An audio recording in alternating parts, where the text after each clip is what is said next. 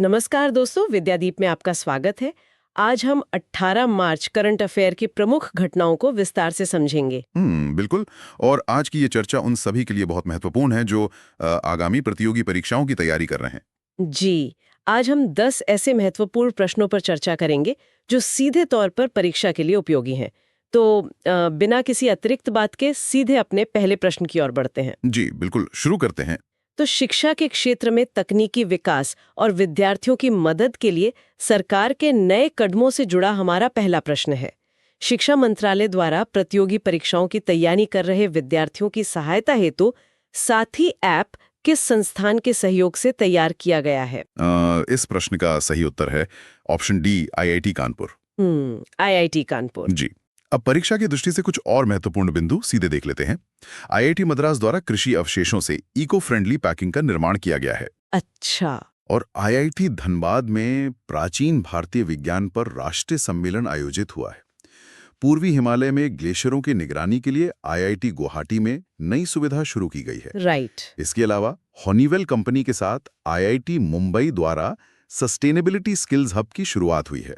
और अंतिम बिंदु, दुबई में आईआईटी मद्रास द्वारा एआई इनोवेशन सेंटर की स्थापना की गई है। तो मतलब आईआईटी संस्थान लगातार नए नवाचार कर रहे हैं। अब शिक्षा और ज्ञान से आगे बढ़ते हुए साहित्य जगत की सबसे बड़ी उपलब्धियों की ओर चलते हैं। बिल्कुल। तो हमारा दूसरा प्रश्न है, साहित्य के क्षेत्र में दिए जाने वाले सर्वोच्च पुरस्कारों में से एक ज्ञानपीठ सम्मान 2025 के लिए किसे चुना गया है? इसका सही उत्तर है ऑप्शन बी, आर बैरामुथु। आर बैरामुथु। जी हाँ। अब इसी से जुड़े कुछ अन्य प्रमुख सम्मानों के बिंदु भी पढ़ लेते हैं। अमोल पालेकर को भारतीय सिनेमा में योगदान के लिए मेटा लाइफटाइम अचीवमेंट अवार्ड 2026 दिया गया है। जी। और दक्षिण भारतीय अभिनेता चिरंजीवी को एनटीआर राष्ट्रीय फिल्म पुरस्कार से सम्मानित किया गया है। इसके अलावा लंदन में जयंत चौधरी को इंडिया यूके अचीवर्स अवार्ड 2026 मिला है। और Krishnamurthy Venkat Subramaniam Chicago alumni award पाने वाले पहले भारतीय अर्थशास्त्री बने हैं। अरे वाह, पहले भारतीय। बिल्कुल। और अंत में कृति के करंत लंदन की रॉयल ज्योग्राफिकल सोसाइटी द्वारा संरक्षण पुरस्कार जीतने वाली प्रथम भारतीय महिला बनी हैं। तो भारतीय साहित्य और सिनेमा के सम्मान के बाद अब बात करते हैं विश्व सिनेमा के सबसे प्रतिष्ठित मंच यानी ऑस्कर की। जी, ये भी एक बहुत महत्वपूर्ण टॉपिक है। बिल्कुल। तो हमारा तीसरा प्रश्न है, 98वें अकेडमी पुरस्कार या जिसे ऑस्कर 2026 कहते हैं, उसमें किस अभिनेता ने सर्वश्रेष्ठ अभिनेता का प्रतिष्ठित खिताब अपने नाम किया है? इसका सही उत्तर है option C, Michael B Jordan. Michael B Jordan. जी। अब ऑस्कर से जुड़े अन्य महत्वपूर्ण बिंदु देख लेते हैं। माइकल बी जॉर्डन को फिल्म सिनर्स में उत्कृष्ट अभिनय के लिए यह सम्मान मिला है। अच्छा, फिल्म सिनर्स। हाँ। लॉस एंजल्स के डॉल्बी थिएटर में आयोजित इस समारोह में हैमनेट फिल्म के लिए जेसी बकले को सर्वश्रेष्ठ अभिनेत्री चुना गया है। राइट। और पॉल थॉमस एंडरसन को सर्वश्रेष्ठ निर्देशक ऑस्कर मिला है।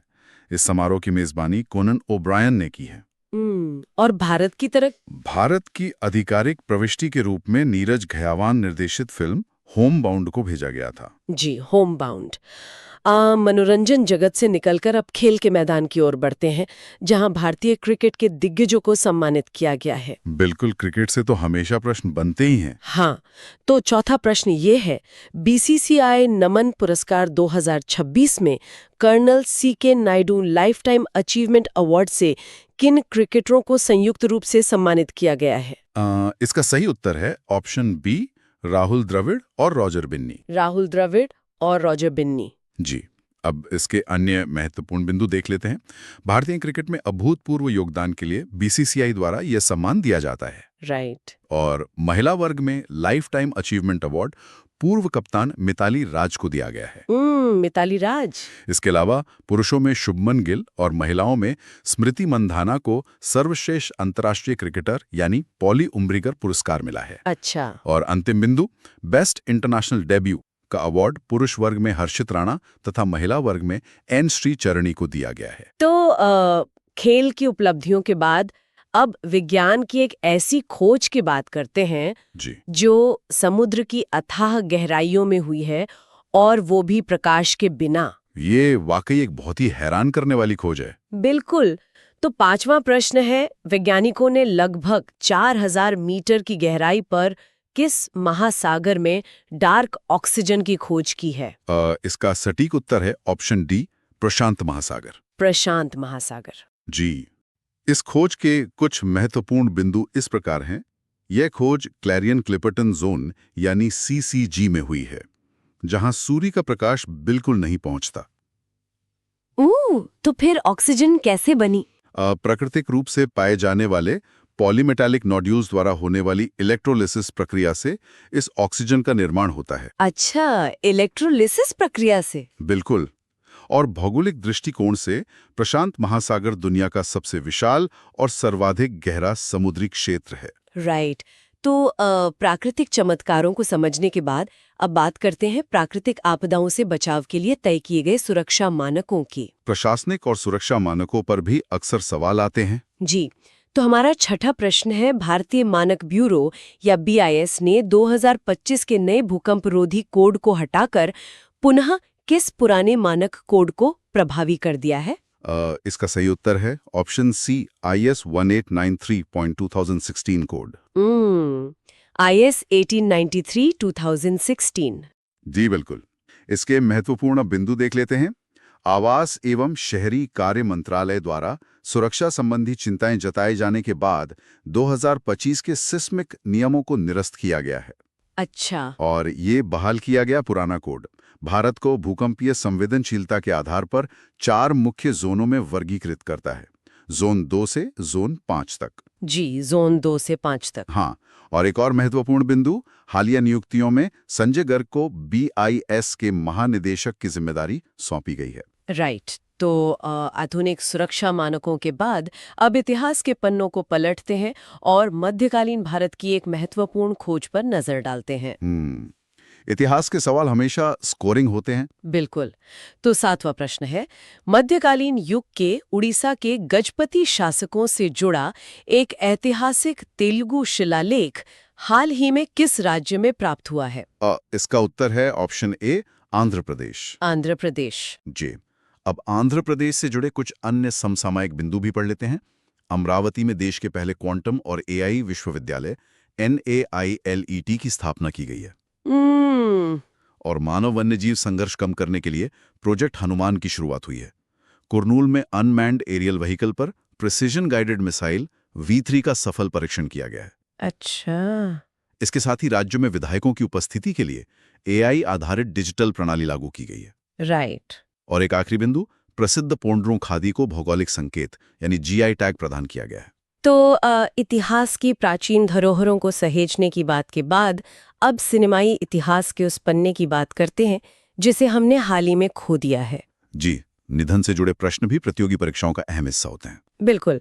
आठवां प्रश्न है, हाल ही में 71 वर्ष की आयु में दिवंगत हुई मधु मल्होत्रा का संबंध मुख्य रूप से किस क्षेत्र से था? इसका सही उत्तर है ऑप्शन सी, अभिनय या सिनेमा। अभिनय। जी। इनसे जुड़े महत्वपूर्ण बिंदु देख लेते हैं। वे जानी मानी अभिनेत्री थीं जिन्होंने हिंदी सिनेमा जगत में बहुमूल्य योगदान दिया। अच्छा। उन्होंने 1980 से 1990 के दशक के बीच बॉलीवुड की कई हिट और लोकप्रिय फिल्मों में काम किया। राइट। फिल्म इंडस्ट्री में उन्हें बेहतरीन अदाकारी और विभिन्न चरित्र भूमिकाओं के लिए याद किया जाता है। और जीवन के अंतिम समय में 71 साल की उम्र में उनका निधन हो गया। जी। तो एक युग के अंत के बाद अब बात करते हैं अंतरिक्ष तकनीक में एक राज्य द्वारा की गई नई और ऐतिहासिक शुरुआत की। ये राज्य स्तरीय आत्मनिर्भरता का बहुत अच्छा उदाहरण है। बिल्कुल। तो 9वां प्रश्न है, किस भारतीय राज्य ने हाल ही में अपने प्रथम साउंडिंग रॉकेट का सफलतापूर्वक प्रक्षेपण किया है? इसका सही उत्तर है ऑप्शन सी, गुजरात। गुजरात। जी। अब गुजरात से जुड़े कुछ और महत्वपूर्ण समसामयिक बिंदु देख लेते हैं।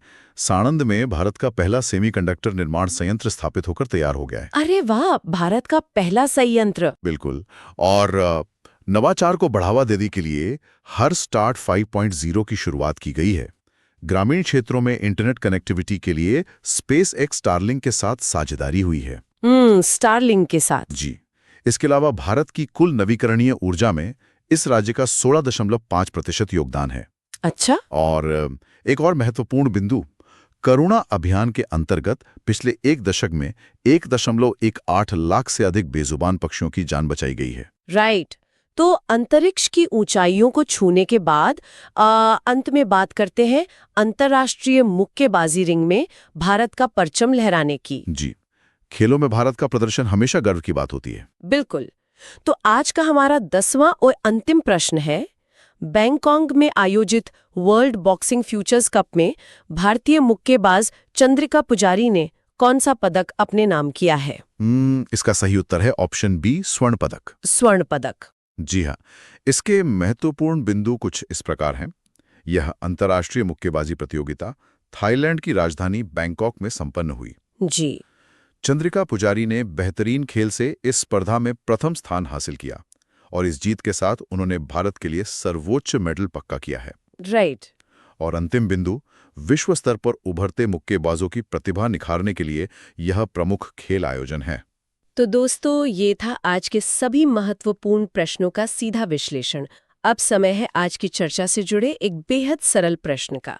आज हमने समुद्र की गहराइयों से जुड़ी एक बड़ी खोज पर बात की थी। प्रश्न यह है कि लगभग 4000 मीटर की गहराई पर डार्क ऑक्सीजन की खोज किस महासागर में हुई है? अपना सही उत्तर कमेंट सेक्शन में लिखकर जरूर बताएं। बिल्कुल, अपने उत्तर कमेंट में जरूर दें।